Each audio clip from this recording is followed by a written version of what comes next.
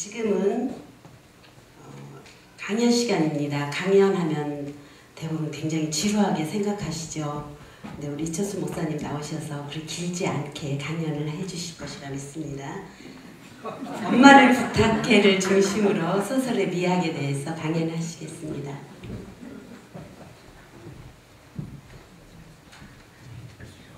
강연을 몇 번 했습니다만 이렇게 엄포성 주문 좀 열심히 가보겠습니다. 해마다 이맘때가 되면은 신문 잡지 여기저기에서 크리스마스에 관한 글이 많이 눈에 띕니다. 모두 귀중한 글입니다. 귀중한 글이나 대체로 내용상 비슷비슷한 것들이 대부분인 것도 사실입니다. 세상 말로 하면 그나물의 그 밥이라 이렇게 말합니다. 저는 이맘때가 되면 어느 분의 수필 한 편이 떠올라서 오늘은 그 수필에 관한 얘기를 하면서 강의의 서두를 삼고자 합니다. 그분은 호를 만수라고 하시는 분인데 만수 김정준 박사님의 쓰신 그 수필 제목은 나의 실수였습니다. 아주 오래전에 현대문학지에 발표된 작품이었는데 참고로 만수라고 하는 것은 한자에서 온 말입니다. 그냥 뜻을 가진 말입니다. 뜻을 가진 말은 그 뜻 글자를 밝혀줘야 됩니다. 한국말로 그냥 만수라면 그것은 아무런 의미가 없는 것입니다. 만자라고 하는 것은 늦을 만자입니다. 그 다음에 숫자는 이삭이라는 숫자입니다. 그러니까 순수하게 우리말로 하려면 늦 이삭이 되겠습니다. 늦 이삭이라고 쓰지 않을 바에는 늦을 만자와 이삭 숫자를 한자를 밝혀줘야 된다 그런 뜻입니다. 수필 내용은 이러합니다. 6.25 동란 때 김정준 박사님은 부산의 어느 가난한 동네에서 목회를 하셨습니다. 천지사방을 다 둘러봐도 그다 가난한 피난민들 대부분이에요. 사는 꼴이 말이 아니었습니다. 근데 이제 그해 크리스마스 때였습니다. 이제 그해 그 성가대원들이 6사람씩 그 조를 이루어가지고 이제 새벽송을 돌기로 했는데 그런데 저 그 산꼭대기 한잣집에 사는 한 여인이 있었는데 그 분은 남편을 전선에 보낸 인텔이 아주버니셨습니다. 그분은 성가대원들이 찾아오시면은 대접을 하려고 케이크와 티를 준비하여서 화롯가에 나끈히 데워놓고 있었습니다. 그런데 1시가 되어도 아무 소리가 안 들려요. 2시가 되어도 3시가 되어도 물론 4시가 되어도 성가대원들은 그분의 집에 나타나지 않았습니다. 밖에는 쌀쌀한 겨울바람 소리만 들려올 뿐이었습니다. 그 다음 주 그분의 모습은 교회에 보이지 않았습니다. 한참 후에 김 목사님께서 그분의 댁을 신방하셔서 교회에 출석하지 않는 이유를 물어봤습니다. 그 여인은 한참 후에 조용하직한 목소리로 차초지종 얘기를 다 했습니다. 이 소리를 들은 저 저명한 학자의 목사님이신 만수께서는 진심으로 미안한 마음을 표하고 사과를 했습니다. 그러나 그 여인은 그 뒤 다른 곳으로 가셨고 다시는 볼 수 없었습니다. 김정준 박사님께서는 그의 수필 마지막에 이렇게 말씀하셨습니다.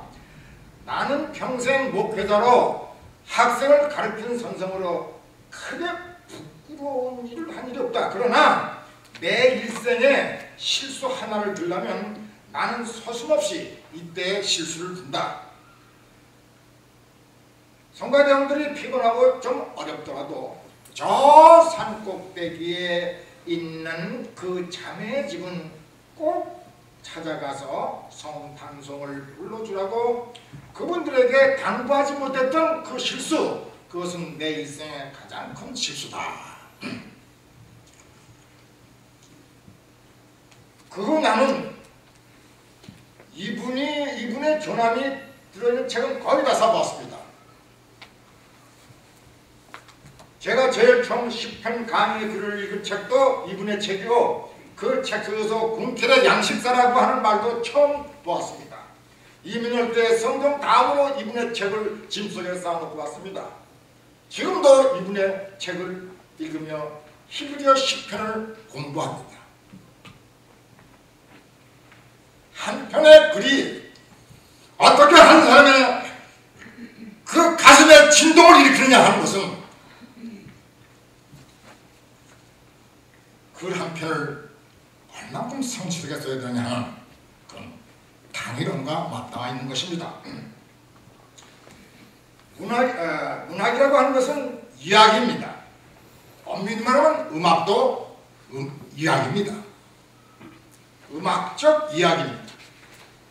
삶의 진정성이 있는 이야기입니다.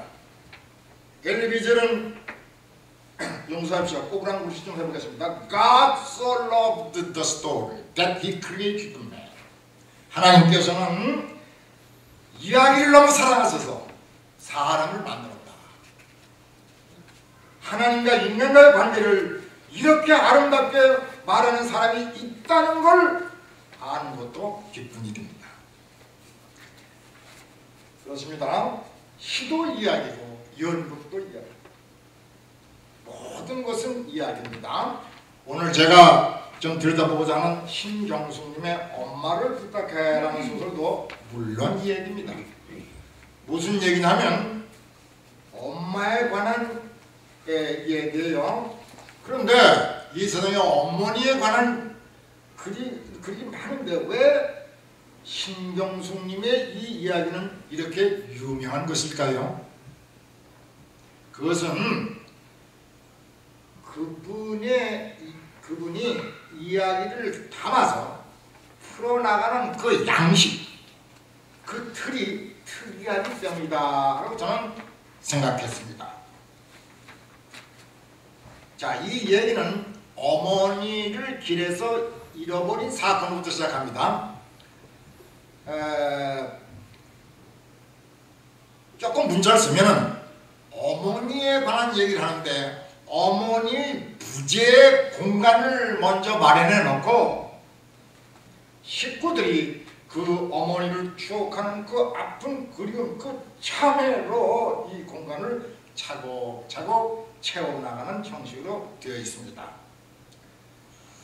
다시 말해서 이 소설엔 주인공이 따로 없어요. 모두가 주인공이에요. 이 글을 쓰신 신경숙님의 호칭도 나가 아니라 너예요. 식구들과 함께 있을 때는 큰오빠도 자기를 너라고 부르고 아버지, 어머니 모두 너라고 부릅니다. 그래서 소설 속의 너는 모두 작가인 신경숙님을 말하는 것입니다. 작가는 식구 중에 한 사람일 뿐으로 이 소설에 등장하는 것이지 그가 1인칭의 주격이 돼서 이 소설을 쓴 것이 아니라는 말입니다. 루카치의 이론에 의하면 장편 소설의 주인공은 대체로 작가 자신이다 이렇게 말하는데 그 말은 이 소설에 대해서는 해당 사항이 없습니다.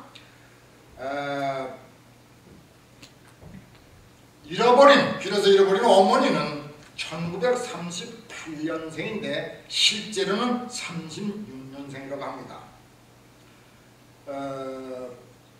38년생인 어머니의 조남은 박소녀입니다. 박소녀. 6.25 때 부모를 일찍 여의시고 17살에 이웃마을로 시집을 가서 아들, 딸을 낳으시고 사시던 분이었습니다. 실종 당시에 푸른 슬리퍼를 신고 계셨습니다. 이 소설의 첫 부분은 어머니와 큰 오빠 사이의 추억에서부터 시작합니다. 어머니는 늘 큰 아들에 대해서 미안한 마음을 갖고 있었습니다. 이 아들이 서울에 올라와서 야간 대학이라도 다닐까 해서 공무원 노릇을 하며 동사무소 숙직실에서 자고 있을 때에 어머니는 그를 찾아온 적이 있었습니다.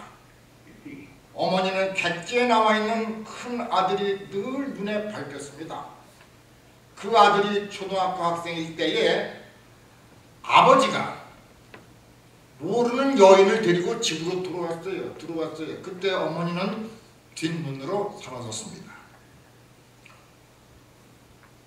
이 큰아들 오빠는 어린 나이에 새 여자분이 해주는 밥을 먹지 않았습니다. 도시락도 땅에 묻었습니다. 이 소식을 들은 어머니는, 뒷문으로 사라진 어머니는 학교로 찾아와 큰아들을 산으로 끌고 와서 회초리를 쳤습니다. 나중에 그 여인과 아버지가 다른 곳을 나갔을 때 어머니는 문을 항상 열어놓았고 밥 한 그릇을 따뜻하게 만들어서 아랫목에 감춰놨습니다. 그 아들이 야간 대학을 졸업 후 회사에 취직을 해서 조금 살림이 편안해졌을 때에 어머니는 큰 딸을 오빠 집에 올려보냈습니다. 그때도 어머니는 큰 아들에게 미안했습니다. 이 딸이 바로 신경숙 님입니다. 이분이 저 유명한 풍금이 있던 자리 외딴 방, 리진, 달의 물 등을 써낸 국민 작가가 될 줄을 누가 알았겠습니까? 이분의 신경숙님이 소설가로 이름을 얻었을 때도 어머니는 글을 읽지 못해서 도서관이나 동네 사람들에게 내 딸 책을 좀 읽어달라 그러는 대목인데 참 눈물겨운 대목이었습니다. 신경숙님이 초등학교를 졸업하고 중학 입학 원서를 내야 하는데 가장 형편이 되지 못했습니다. 이름에 계곡수가 맑게 흐르고 있었습니다. 그 서당에는 약 100여 명의 지방 양반 자제들이 모여서 한학을 공부했는데 아버님께서는 조실 부모하셔서 가장 형편이 못되니까 그 서당을 다니지 못했습니다. 그런데 그 서당에는 해마다 한 번씩 글짓기 대회를 하는 거예요. 그때 장원한 사람의 집에서는 기둥뿌리를 빼서라도 크게 잔치를 한번 한 것이 오랜 전통이었습니다. 그해 글짓기 제목 또 이제 글짓기 대회가 이제 딱 나오는데 그해 제목은 가을, 그 다음에 옆에 가을 출자를 썼습니다. 제목이 가을 춥니다. 그때 14살이던 저희 아버님께서는 바깥에서 빙빙 돌다가 거기서 종이에다 시를 썼습니다. 벌판이 모두 누런 빛으로 물들었고 새를 쫓는 떡거머리 총각들이 이리 뛰고 저리 뛰는 그러한 모습을 표현한 시였습니다. 동두단발 상하주, 떡거머리 총각들이 상하주로 뛴단 말이에요. 대일색 만금수, 동두남벌의 총각들 아래 위로 뛰고 벌판은 금빛 이삭, 이때 만금, 찰만자의 금빛 수, 이때 이삭 숫자입니다. 벌판은 금빛 이삭으로 한 색을 이루고 있네. 황원빛이 솔성산 봉우리를 감싸 안으니 저녁 먹으라고 날 부르는 어머니의 음성. 이 시를 써서 겁도 없이 군장님께 드렸습니다. 이 시가 자문이 되었습니다. 우리 할머니는 큰이 났습니다. 잔치를 할 아무런 여유가 없었기 때문이었습니다. 그때 우리 할머니는 군장님을 찾아가서 유일한 패물이 닷돈 금반지를 쑥 빼어서 군장님께 드렸습니다. 이 이야기를 들려주며 아버지는 한동안 웃었습니다. 부전자전이라고 흰 손수건을 눈에 대고 우시는 그 아버지의 모습이 폭 아름다웠습니다. 저는 박소녀 어머님의 깊이 베인 왼손 중지의 그 자국을 상상하며 아버지의 눈물을 생각하면 있습니다. 우리 할머니의 손가락 어느 부분에도 깊이 파인 자국이 남아있었을 것입니다. 어머니는 결국 길에서 돌아가셨는데 그분의 영혼이 떠들며 자기 자신의 고향, 또 자신만이 아는 어떤 남자분의 얘기를 하는데 이 부분이 소설의 가장 빛나는 대목이라고 저는 생각합니다.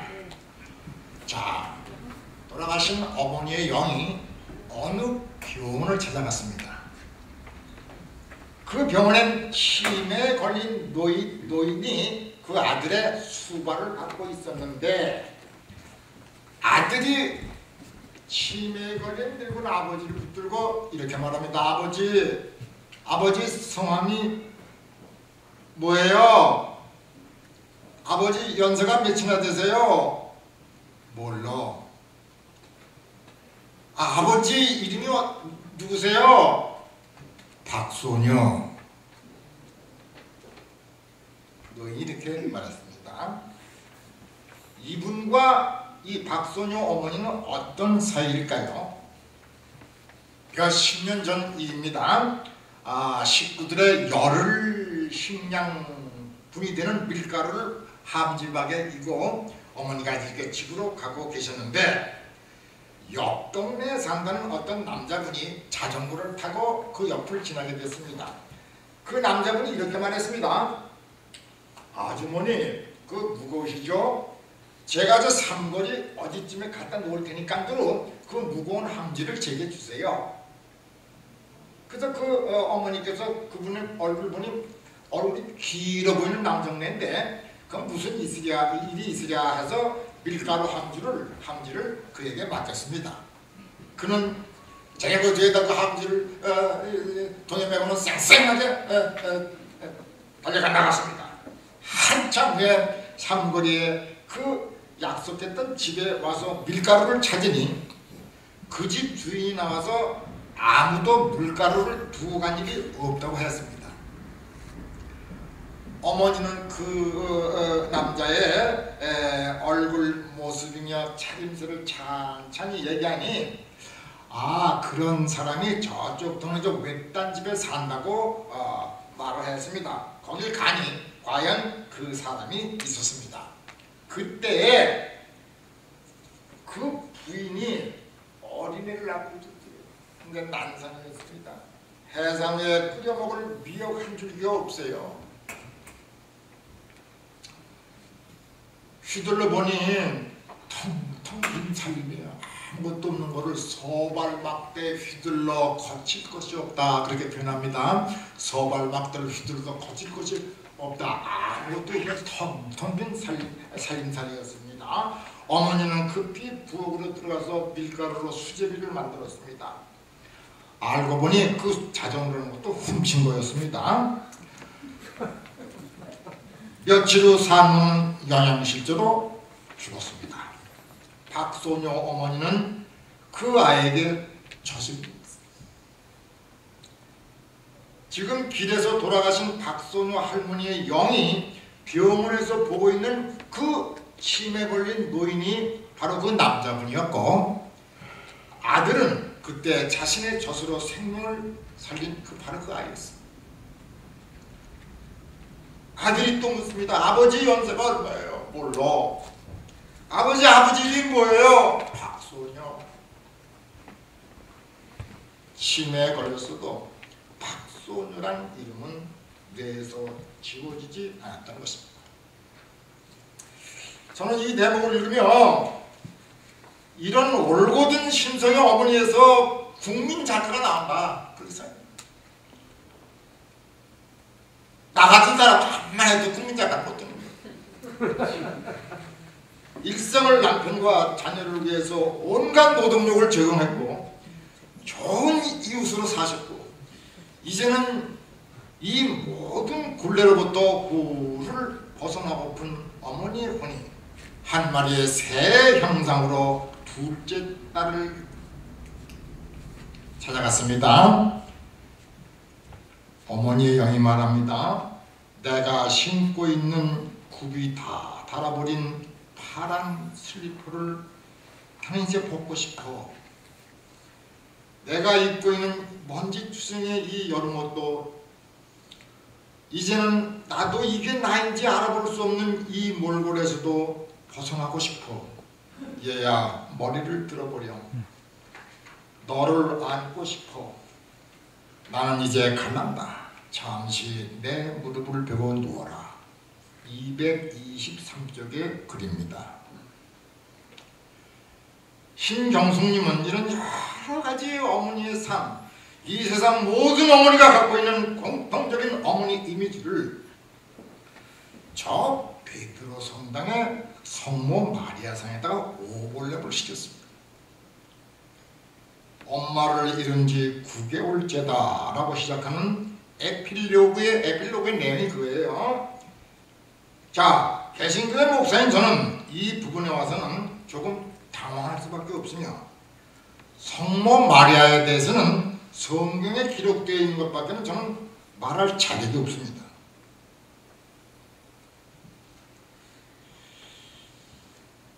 다만 저는 오늘 이 소설이 갖는 구조적인 또는 구조 그 자체의 아름다움과 거기에 담긴 내용의 진실함, 그리고 그 울림 등을 말씀드렸을 뿐입니다.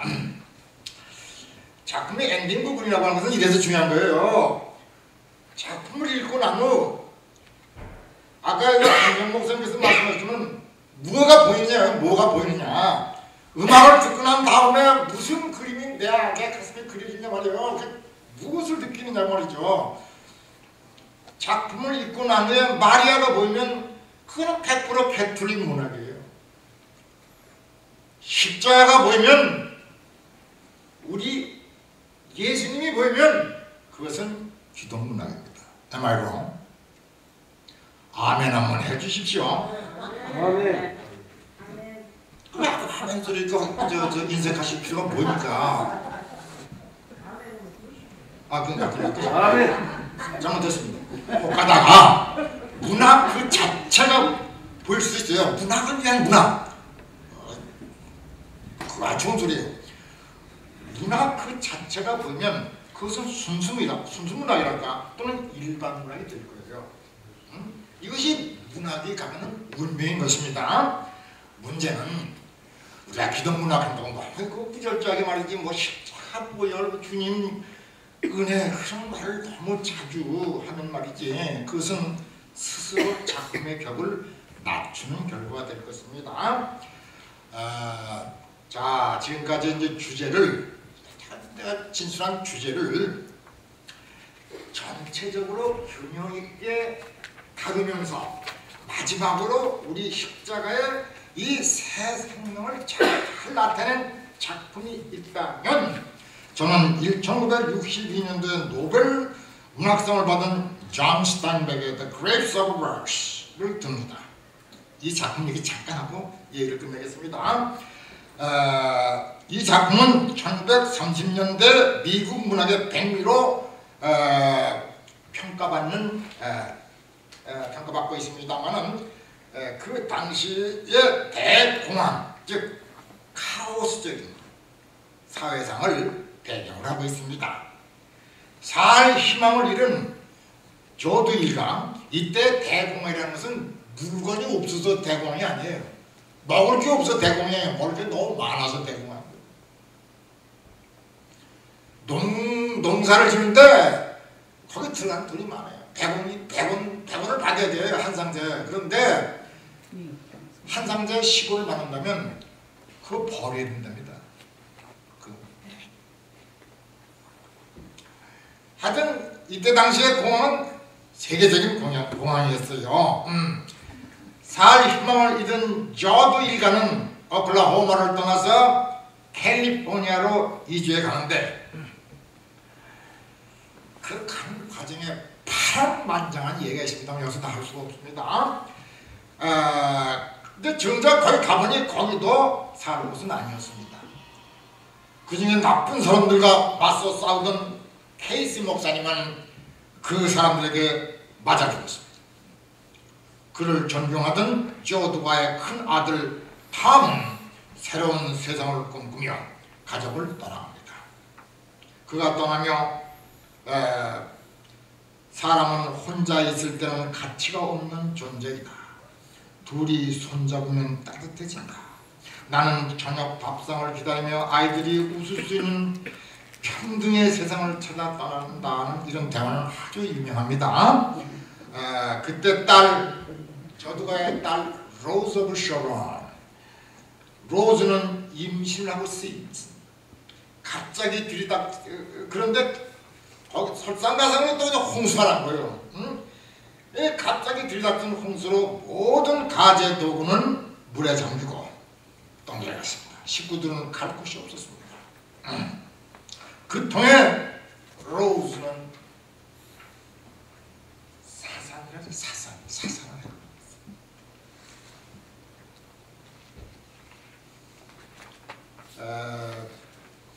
아버지가 어떻게 간신히 건초동에 쌓인 허술한 창고를 발견하고 식구들이 그 안에 가서 그 안에 이렇게 들어갔을 때엔 거기에 이미 다른 사람이 누워 있었습니다.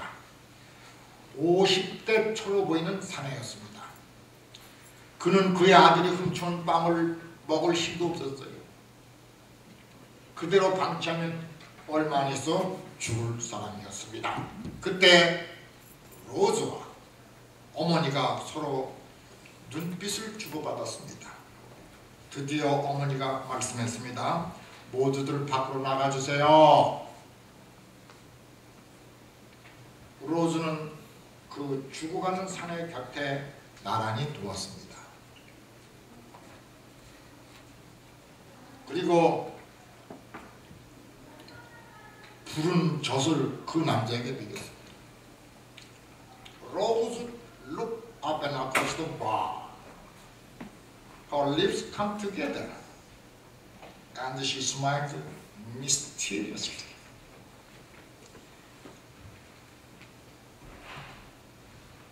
로즈는 눈을 들어 저쪽 창고 구석 쪽을 바라보았습니다. Her lips come together.